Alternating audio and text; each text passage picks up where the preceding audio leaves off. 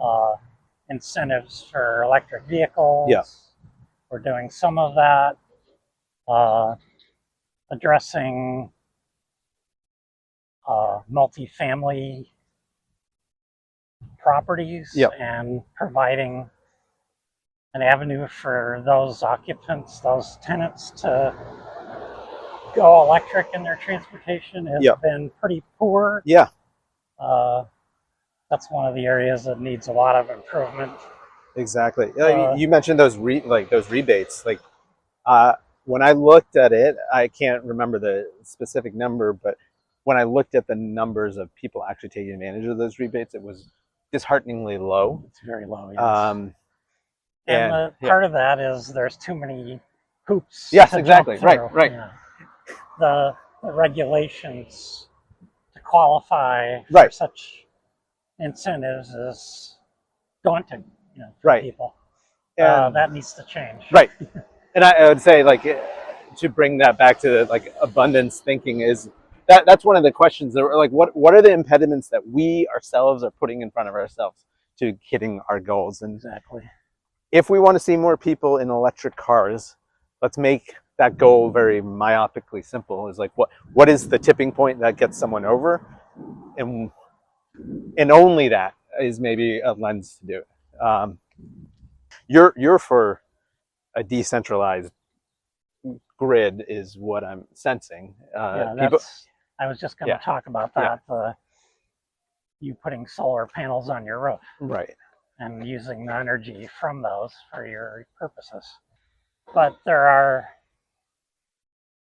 forces in our midst that are saying, the bankers, the energy industry, they're saying, no, you can't do that. We're the ones that provide the service to you. You cannot say, I'm making my own. Yeah. That's not energy democracy. It's not a distributed power production grid. And that, granted, that idea means that there'll be a lot of investments in managing that type of fine-grained grid. Yeah. But those investments need to be made, and they're not. They're not being made for whatever reason. I also think that our insatiable appetite for energy means that even if we're like, maybe homes could be powered by this energy, solar, but rooftop solar, but as we get into more energy intensive things like AI, or even things like just clean metal foundries and things like that, just require a crap ton of energy that just a solar would not be able to do. Hydrogen production is another one. And so, let alone, like, I think if we find these solutions like cheap, clean energy, we can live in a world where we start doing things that we will come up with new uses that open more doors, and we'll have some downstream effects too, negative ones. I'm not going to deny that either. Let's move on to housing in Alameda. We at Island City Beat recently did a interview with Doug Biggs of Alameda Point Collaborative regarding the Wellness Center over on McKay Street near Crab Cove, which is slated to open in March next year. What are your feelings about that?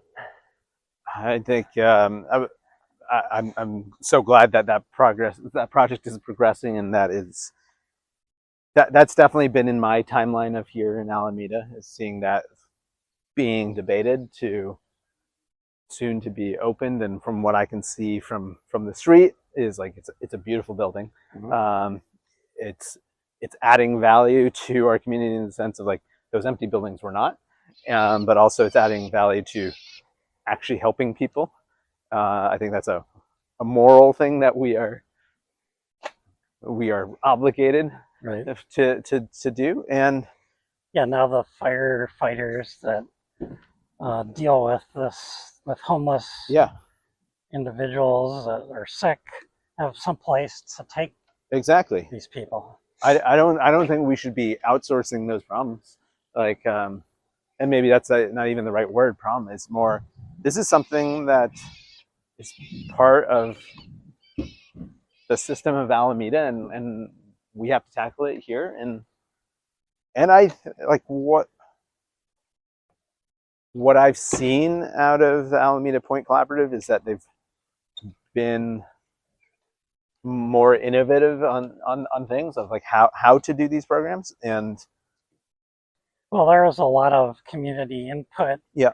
There, Doug Biggs did tours of the facility, during the period where it was a proposed project. And it was very transparent. That was sort of like the model for it. Right. And I think everything that APC does is like that. And that's something that we need more of in the city. Indeed. Here's what I know generally about things, or here's what I feel generally about things, is that things are rarely deliver as good as what it was promised, and things are rarely as bad as what people feared. Okay. And so it's a just truism on both sides. But we put in this, I think they call it the bottle parcel near Target on that road over there, some transitionary housing as well. And I know that was an issue for neighbors there. To the degree that I've heard issues about it since it's come in, it's not maybe to any major veracity of like, oh, this is so negatively affecting a neighborhood. Well, I live on the west end. I've been there since 1988, so I've seen neighborhoods go up and down. Yeah. And right now, I think things are pretty good. Yeah. I don't think there's a lot of crime in Alameda compared to the era when the Navy was in town, for instance. And, to be criticizing this kind of project like that based on, the potential increase of crime, blah, blah, blah, it doesn't really hold up. No. The reality doesn't go along with it right now. Right. I think one notion about supportive housing is like we have definitely concentrated it on one end of town. I mean, there's that's the true. Women's shelter that's not too far from where we just started walking, but I think great cities are the ones that where it's like this beautiful, diverse mix of economic levels and industry and residential and to retail, to like, and so the notion of like we should make sure that no one area is taking only certain kind of things. Granted, like when it comes to industry, things like the Point and the neighborhood that we're about to start walking in seem more sense for places like that. But on net, like you want a diversified portfolio across neighborhoods. So what role do you see the techie culture playing in a transformation to a diverse, clean energy, hopeful world? Mm-hmm.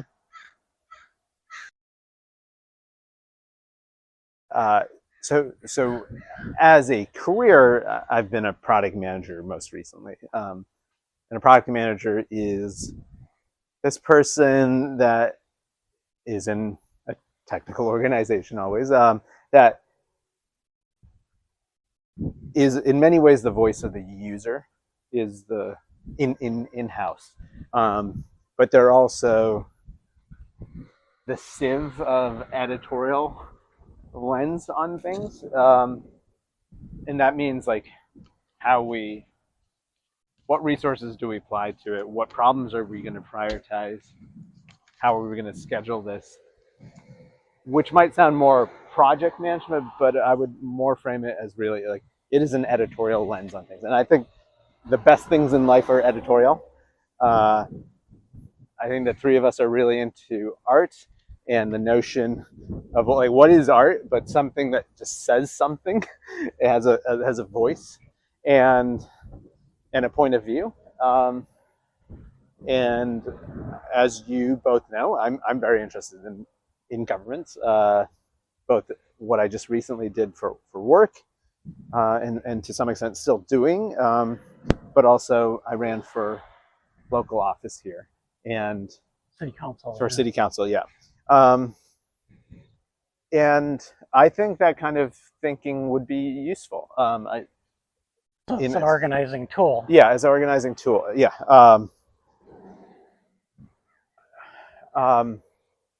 And I think it brings us different lenses than maybe typically you see in government right now.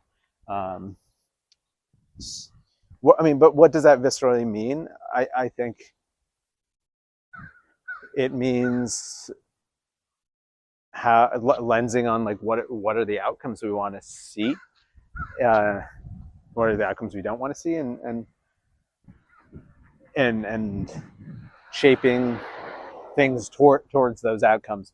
Now you can say that of anyone in office or in government. So like I don't want to say that's not happening, but I also think like there's another lens that technology people tend to have, which is that technology is a tool that we can use to deliver like outsized outcomes. Like they're like a fulcrum and lever to give more power towards the little might that you do have with the resources. More transparency. Yeah. And so that would be good if it provided more transparency for the process. Yeah. When you say that where do you think where in these flows do you see lack of transparency? At least here. Well, we mentioned the CARP earlier, the Climate Action and Resiliency Plan. I think there's some issues with transparency in that. Okay. They're not being honest about some of the inventories that they're presenting. Okay. They're leaning heavily on resilience rather than action that would mitigate climate change. Resilience being more seawalls and defensive actions rather than going on the offense and presenting an example of climate action. Yeah. Alameda has sort of taken a more conservative stance in that regard on climate and other things too. What would you like to see happen that we're not doing? Well, like I mentioned, more transparency, more disclosure,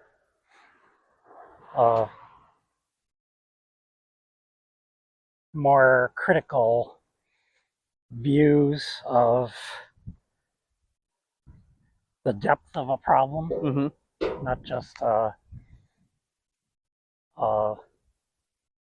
surface-oriented treatment. I think the city government a lot of times is motivated to just limit what they're disclosing to the public. And I understand some of that, but in the major aspects of an issue, I don't think that's appropriate. So I'd love to at some other point dig in on some of those transparency things. Would yeah, be go ahead. Yeah, but at maybe at another point, like when we look at a doc together or something, it's would love to feel out that problem. Yeah, it needs work. Mm-hmm. You know, it's one of the ways that we can develop Alameda as a better place. You know, more input, more disclosure.